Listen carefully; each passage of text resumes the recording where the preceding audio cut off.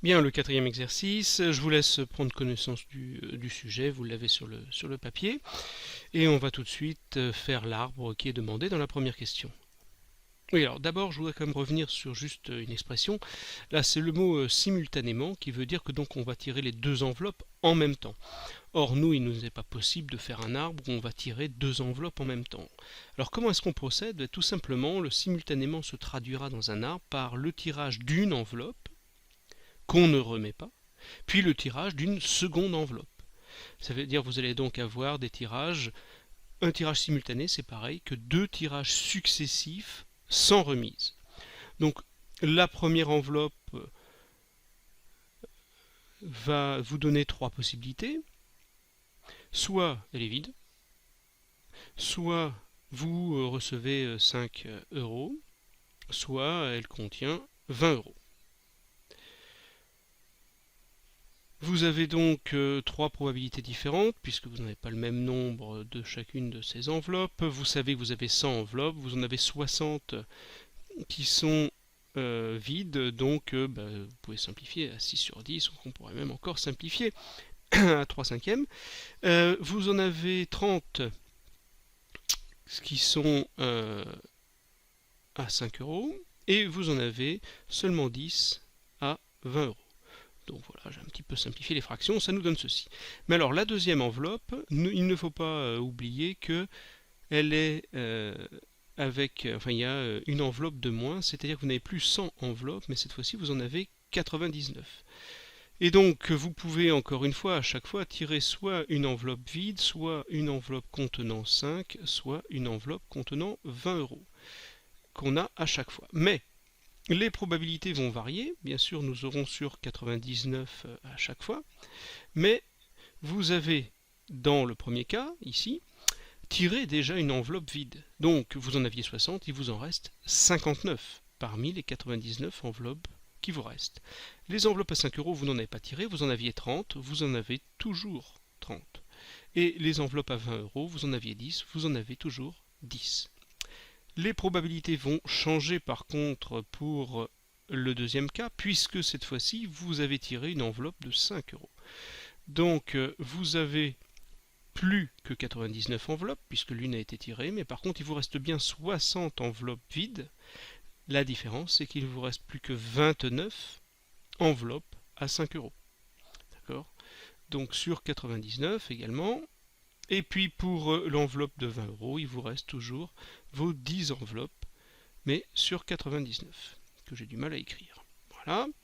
Et pour enfin la dernière, vous avez encore une fois la possibilité de tirer soit une enveloppe vide, soit une enveloppe à 5, soit une enveloppe à 20 euros. Alors les enveloppes vides, il vous reste, puisque vous n'en avez pas tiré, les 60 enveloppes que vous aviez au début sur 99. Les enveloppes à 5 euros, vous n'en avez pas tiré, vous en aviez 30, il vous en reste 30, mais sur 99. Et les enveloppes à 20 euros, vous en aviez 10, il vous en reste donc plus que 9 parmi les 99. Voilà les probabilités que vous avez. Alors ensuite, on vous demande les probabilités de gagner 40 euros ou rien du tout. On peut voir ici, par exemple, là c'est donc le gain qu'on va avoir. Si vous avez tiré deux enveloppes vides, votre gain est de 0, une enveloppe à 5 euros ici, 20 euros ici. Ici, vous avez gagné 5. Ici, vous avez gagné 2 fois 5. Ici, vous avez gagné 25, etc.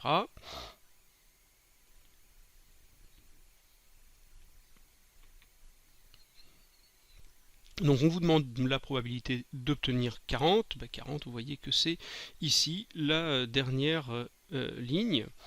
Donc je vais essayer de répondre là. La probabilité de gagner 40, il suffit de suivre la branche qui nous amène à ces 40 euros. Vous avez donc un dixième fois 9 sur 99. Ce qui vous fait une chance parmi 110. Voilà. La probabilité de ne rien gagner,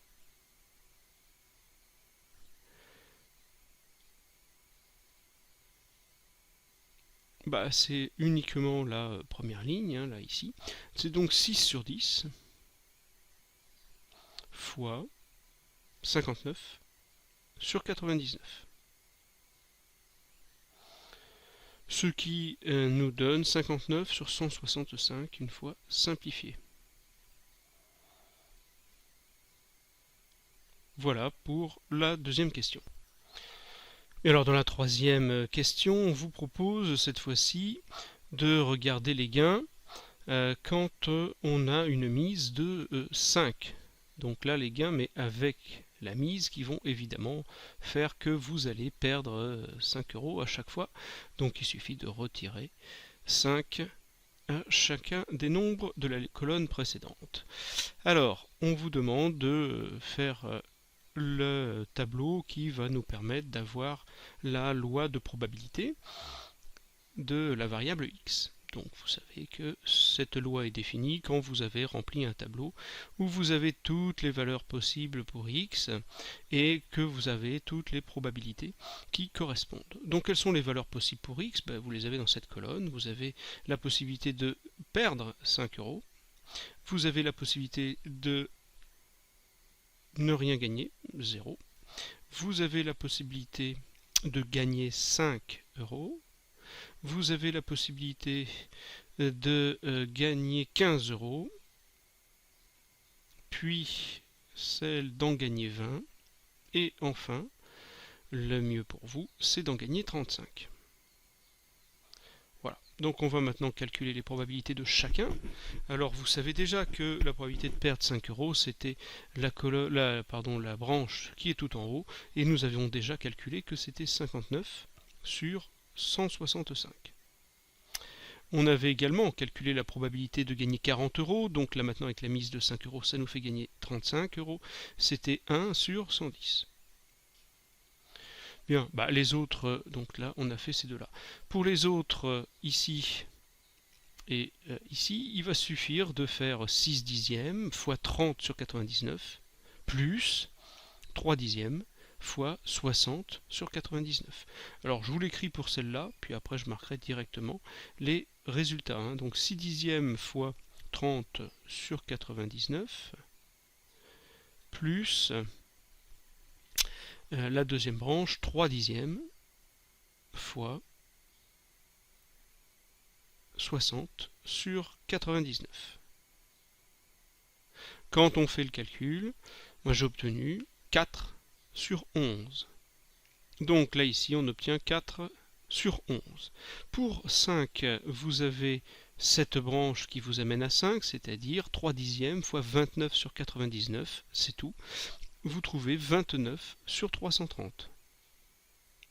Pour 15, vous avez cette branche et celle-là, c'est-à-dire 6 dixièmes fois 10 sur 99, plus 1 dixième fois 60 sur 99. Ça m'a donné 4 sur 33. Et enfin, pour 20, vous avez encore les deux dernières branches. 3 dixièmes fois 10 sur 99, plus 1 dixième fois 30 sur 99. Une fois simplifié, j'ai trouvé 2 sur 33. Voilà, vous avez cette fois-ci le tableau qui est complet. Votre loi de probabilité de x est définie. Vous avez toutes les probabilités pour les différentes valeurs possibles. Si vous ajoutez 59 sur 165 plus 4 onzièmes, etc., vous allez obtenir exactement 1. Pour terminer, on vous demande de calculer l'espérance. Vous savez, pour calculer l'espérance, il vous suffit de faire moins 5 fois 59 sur 165, plus 0 fois 4 onzièmes, etc. Ou vous pouvez aussi mettre ça dans une calculatrice. Vous obtenez une espérance de 2 euros, ce qui signifie que en moyenne, vous allez gagner 2 euros par partie. Bien que en ayant comptabilisé la perte de la mise. Ce qui veut dire que vous êtes positif, et donc la conclusion c'est qu'il faut jouer. Alors l'écart type, il est de 8,35, moi je l'ai fait à la calculatrice. Voilà, là, qu'est-ce qu'il indique l'écart type? La prise de risque, c'est-à-dire que vos résultats vont fluctuer de manière assez importante, avec 8,35 autour de votre moyenne de 2. Donc vous allez avoir des fois des gains assez importants et des fois vous allez avoir des pertes assez importantes aussi. Mais globalement, vous allez être gagnant sur le long terme en jouant à ce jeu. Voilà pour le dernier exercice.